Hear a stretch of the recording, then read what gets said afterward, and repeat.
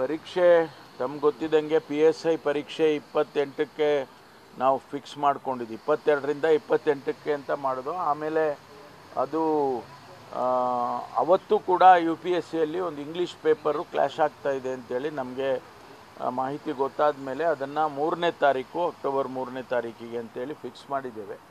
ಅದು ಈಗಾಗಲೇ KEAನವರು Karnataka examination ಅಥಾರಿಟಿಯವರು announce ಮಾಡಿದ್ದಾರೆ.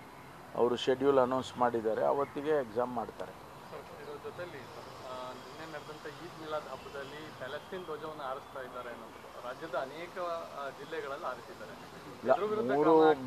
ಕಾನೂನು ಸುವ್ಯವಸ್ಥೆ ಹಾಳಾಗಿದೆ ಅಂತ BJP ಆರೋಪ. 3 ಜಿಲ್ಲೆಯಲ್ಲಿ ನಮಗೆ ಕಂಡು ಬಂದಿದೆ.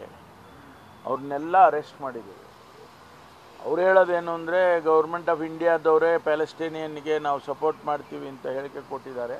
ಅದರಲ್ಲಿ ತಪ್ಪೇನು ಅಂತೇಳಿ ಅವರ ಆರ್ಗ್ಯುಮೆಂಟ್ ಇದೆ. ಆದರೂ ಕೂಡ ನಾವು ಅವ್ರನ್ನ ಅರೆಸ್ಟ್ ಮಾಡಿದ್ದೀವಿ. ಯಾರು ಈ ಸಂದರ್ಭದಲ್ಲಿ ನಿಮಗೆ ಪ್ರಚೋದನೆ ಮಾಡಿ ಈ ಬಾವುಟ ಆರಿಸ್ಬೇಕು ಅಂತ ಹೇಳಿದರು ಅಂತೇಳಿ ಅದನ್ನೆಲ್ಲ ತನಿಖೆ ಮಾಡ್ತಾ ಇದ್ದೀವಿ. ಎಲ್ಲ ಚಿಕ್ಕ ಹುಡುಗರು 17, 18, 20 ವರ್ಷದ ಹುಡುಗರಿಗೆ ಇದನ್ನು ಇನ್ಸ್ಟಿಗೇಟ್ ಮಾಡಿದ್ದಾರೆ ಅಂತ ಹೇಳಿ ಅವ್ರನ್ನ ಅರೆಸ್ಟ್ ಮಾಡಿದ್ದಾರೆ. ಪರೀಕ್ಷೆ ತಮ್ಗೆ ಗೊತ್ತಿದ್ದಂಗೆ PSI ಪರೀಕ್ಷೆ 28ಕ್ಕೆ ನಾವು ಫಿಕ್ಸ್ ಮಾಡ್ಕೊಂಡಿದ್ವಿ. 22ರಿಂದ 28ಕ್ಕೆ ಅಂತ ಮಾಡೋದು. ಆಮೇಲೆ ಅದು ಅವತ್ತು ಕೂಡ UPSCಯಲ್ಲಿ ಒಂದು ಇಂಗ್ಲೀಷ್ ಪೇಪರು ಕ್ಲಾಶ್ ಆಗ್ತಾ ಇದೆ ಅಂತೇಳಿ ನಮಗೆ ಮಾಹಿತಿ ಗೊತ್ತಾದ ಮೇಲೆ ಅದನ್ನು 3ನೇ ತಾರೀಕು ಅಕ್ಟೋಬರ್ 3ನೇ ತಾರೀಕಿಗೆ ಅಂತೇಳಿ ಫಿಕ್ಸ್ ಮಾಡಿದ್ದೇವೆ. ಅದು ಈಗಾಗಲೇ KEAನವರು ಕರ್ನಾಟಕ ಎಕ್ಸಾಮಿನೇಷನ್ ಅಥಾರಿಟಿಯವರು ಅನೌನ್ಸ್ ಮಾಡಿದ್ದಾರೆ.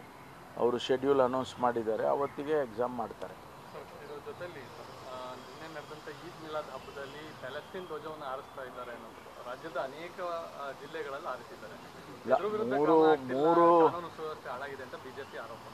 3 ಜಿಲ್ಲೆಯಲ್ಲಿ ನಮಗೆ ಕಂಡು ಬಂದಿದೆ. ಅವ್ರನ್ನೆಲ್ಲ ಅರೆಸ್ಟ್ ಮಾಡಿದ್ದೀವಿ.